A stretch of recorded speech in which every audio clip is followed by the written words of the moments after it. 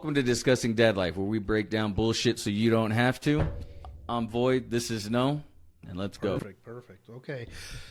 Welcome to Main Event Mondays. As you can see, my partner in crime is out today. He is not feeling well, so we will be doing this ourselves. So we'll take a quick 15 minutes, kind of go over some of the highlights of what's been going on in the world. I'm going to focus a little bit more on the cultural war that's going on in our country right now. So everybody's kind of heard about the Israel, Gaza, Hamas issue going on over the Gaza Strip, with everyone kind of fighting with each other and claiming land and a lot of atrocities going on.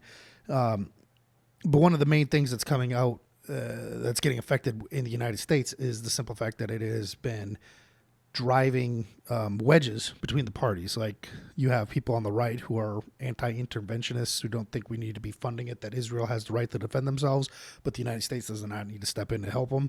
You have other people on the right that are thinking that that America has to do everything it can in order to ensure Israel's survival. And then on the left, you have people that are in the same boat as people on the right, where the America needs to do whatever it can to make sure Israel survives.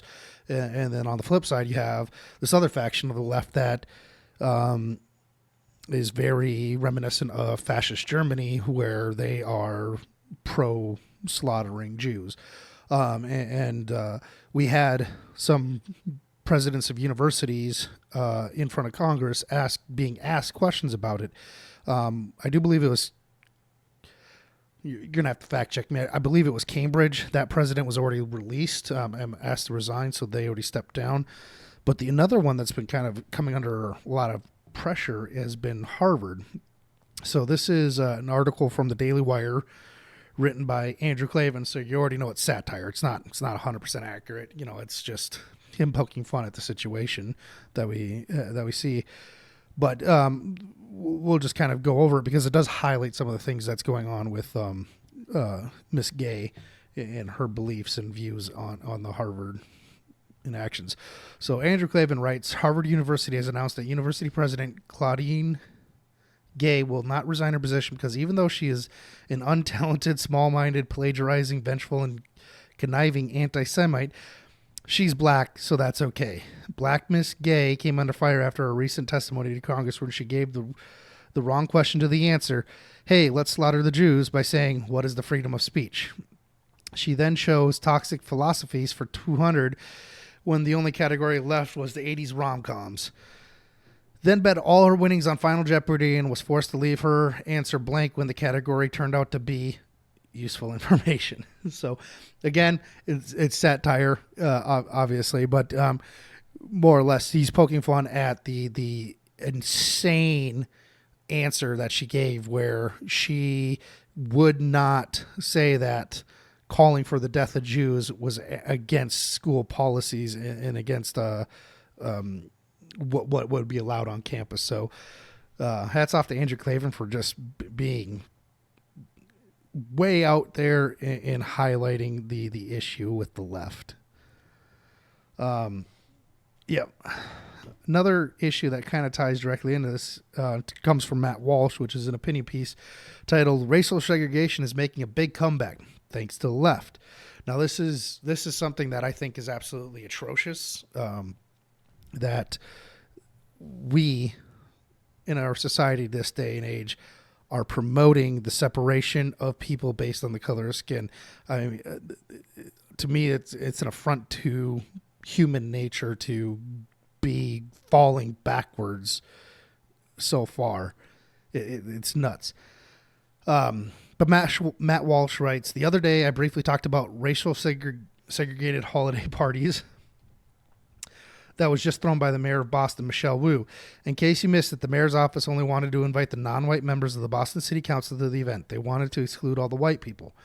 To that end, the mayor's staff sent out a bunch of emails addressed to the electeds of color, which is yet another example of the fact that the leftists are simply incapable of speaking English. They're well on their way to creating their own language at this point. Excuse me. But there is a problem with this party. By mistake, the mayor's office sent out the invitation to all Boston City Council members, including the White Devils. It just wasn't electeds of color who got an invite. 7 white people got one too. In an administration that cared about the Constitution or basic morality, this would be a highly embarrassing episode. The mayor would apologize for discriminating on the basis of race and resign, but that's not what happened in this case. Instead, Wu apologized not for the discrimination, but for the accidentally sending the invitation to white people. She says that this is the only error she made. And then they link to a video of where she's apologizing. The mayor also clarified that the elected of color party has been going on for several years and has only now been discovered because of the mistake that her staff made. So rest easy. The racial discrimination is nothing new. That's the position of the mayor's office. Now, I get the fact that people want to embrace their cultural heritage, which I think is a wonderful thing. There are so many different wonderful things that come out of each area of the world, and it has been progressing over many years, right? So having that kind of pride and having that cultural heritage is something to be, something to celebrate. But the issue that we're running into in this day and age is the fact that people look at the color of the skin and say, hey, because of your color, you will struggle and you can't be successful because other people are going to hold you down, or because of your color, you're automatically granted these innate privileges that just really aren't true. It's not about the color of your skin. It's about the content of your character. It's about your work ethic. It's about the effort you put in. It's about meritocracy, right? It's about how much do you merit is much more important, right?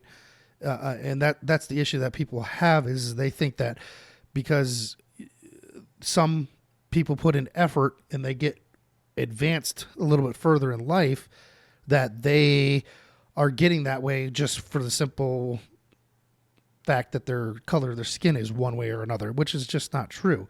And it's really sad to see that we are reverting back in our country to the olden times where it didn't. People look at you and already have an opinion about who and what you are and what you're capable of, and that's just sad. I mean, what is that telling our children? It's not right in any way, shape, or form. Last one. Now this is about the Hunter Biden. This one's interesting because Hunter Biden was set to appear in front of Congress, and then didn't appear. I believe he was subpoenaed by the Judicial Committee in the House of Representatives. Not 100% sure on that. I'm pretty sure that's what it is, but might be wrong. It might have been a different committee. In much to the contrary of what Joe Biden has said in the past, where the January 6th witch hunt. I shouldn't call it a witch hunt. It was a fabricated. It really wasn't fabricated because there was issues in there. It's hard to say one because it was exacerbated. It was they embellished it to the point where it's just it's such a farce now. But he was sitting there saying that, if anyone violates a subpoena, they should be charged criminally and do all this stuff. And then here is his own son, and I guarantee he's probably not going to hold that same opinion, right? Because our politicians, left, right, center, whatever, are all corrupt. They all do this crap, and it's all stupid.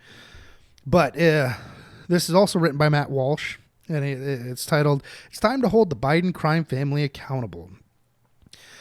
And so he writes, shortly after the 2018 midterms, Jerry Nadler, who was about to become the chairman of the House Judiciary Committee, boarded an Acelia train from New York to Washington, where he got to his seat. He began loudly speaking on the phone with someone who remains unknown to this day.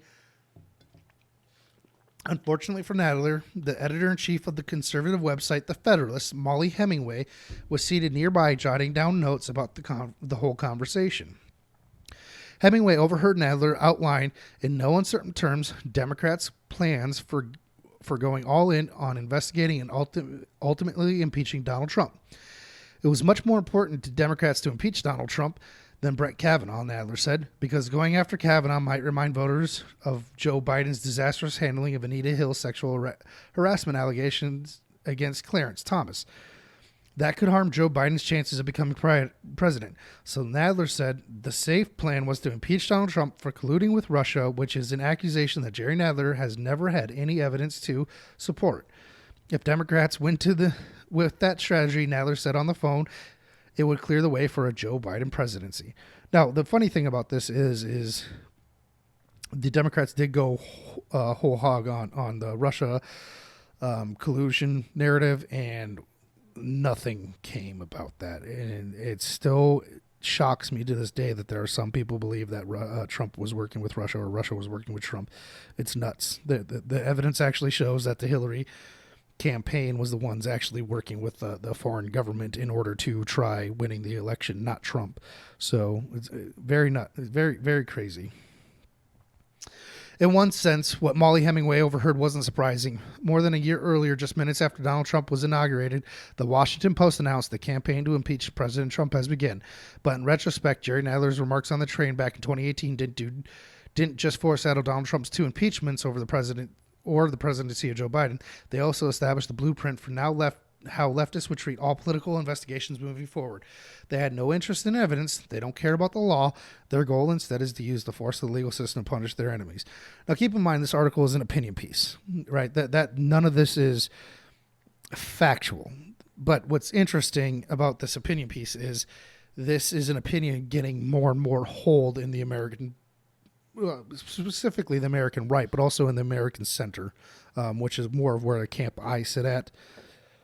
I mean, to me, I like logic. I like thinking about things from a logical perspective, and all of this still only points in one direction, which is the logical conclusion is that the opinion that Matt Walsh is saying right here is more accurate than what the left is saying. This was a shift that was much bigger than Jerry Nadler. The same year that Nadler made those remarks on Acelia, Letitia James was campaigning to become New York's Attorney General, and she said pretty much the same thing. She promised to find some way to take Donald Trump to court, however implausible, and she followed through. One of the many problems with the strategy is the short-sighted Democrats failed to ensure that they'd hold on to political power forever. That's certainly their goal, and it's the entire justification for the immigration policy. Again, that's an opinion, but it does seem to be an accurate opinion. But they haven't achieved it yet. So right now, Republicans are in control of the House of Representatives. That is a fact. And yesterday, they announced that their own impeachment inquiry. That is true. I guess I should have mentioned that as well. Joe Biden, the House did pass to move to a full impeachment inquiry, which means that I would imagine sometime before the election, there will be an impeachment held against Joe Biden. As to what that time frame is, I'm not sure yet. I haven't read anything that gives any indication as to what that timeline would be. If you guys have seen that, if you would send a comment the article link, I would love to actually read it and see what's going on there, but I'd like to know the timeline. So he said in a moment, I'll go into some of the evidence that justifies this inquiry, but really we don't have to go into all. Once Jerry Nadler adopted this Stalinist standard for impeachment, which is an very colorful way to phrase that, but it is true. I mean, the left is using fascistic and communistic tactics, such as what Stalin would do against his political opponents, would basically just be to beat them down and then use whatever lawfare was practical in order to either end them or put them in political prison for the rest of their lives. So a very interesting way, colorful way of putting that. Then evidence became moot. Impeachment is all about raw political power. It's not about evidence, and it's certainly not about fairness or the rule of law.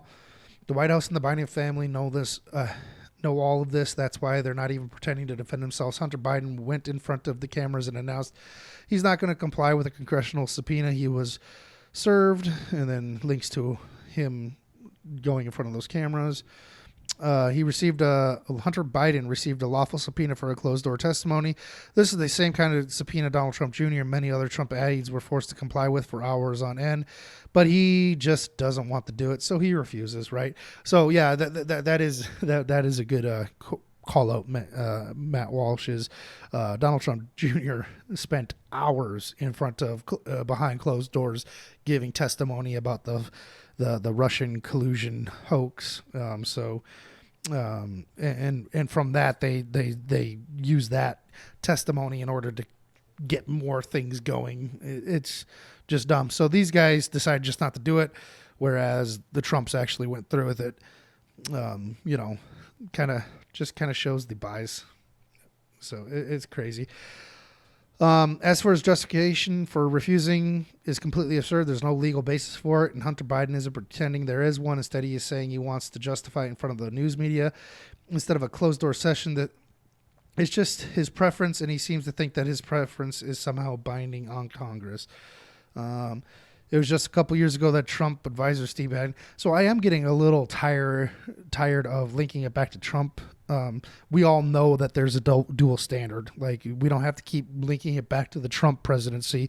We all know that what the Republicans are doing right now is like 1/1 billionth of the pressure that the Democrats were putting on the Trump administration. So it's just getting really old to keep pulling it up. We already know that there's at least a 2-tier system of law in the country, if not a 3-tier. So it's just getting annoying. But nonetheless, this article just continues on with the opinion as to why the Biden crime family should be arrested, impeached, go through all this process. And that is just because President Biden is the most corrupt president that we have ever had in the United States. And it's very sad that we as Americans are so fractured that we can't even see that this guy is selling out our country. It's nuts. It is nuts. There is so much evidence from the Burisma scandal going on. If you don't know what that is, that's basically where Hunter Biden was on the board of Burisma, which was a Ukraine energy oil energy company. He has no background in oil production or energy production. He doesn't speak Ukrainian or Russian. More or less that positioning appears to have been influence peddling to gain insight or to gain power inside the White House, because at the time that this was going on, President Joe Biden was then vice president under Barack Obama. And when Viktor Shokin, who was the prosecutor over in Ukraine, was investigating Burisma, Joe Biden actually used loans that the United States was going to give to Ukraine in order to force the Ukrainian president at the time to remove Viktor Shokin from I'm saying this wrong. Remove him from office, or remove him from being the attorney investigating this in order to allow Burisma to continue doing what they were doing. And as soon as that was done, Burisma came back in, was powerful, blah, blah, blah. And then regime change happens. Biden goes out. Trump actually looks for it. So the interesting thing is the second impeachment inquiry was actually done based on the fact that Trump said, hey, I noticed this about this to the Volinsky, that thug over in Ukraine. And the Democrats said, hey, you can't even ask about that. Just asking about that is a quid pro quo, and we're going to impeach you. Even though there was nothing like, hey, look into this for me.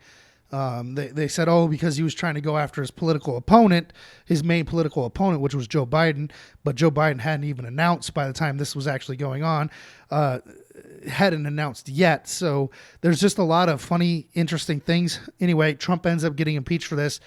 One of the big narratives out of that was Trump was targeting his main political opponent, which is just reminiscent again of what we're seeing now. It goes back to the likening of two different justice tiers in our system, right? The left can go after their political opponents, no harm, no foul. No one says it bats an eye.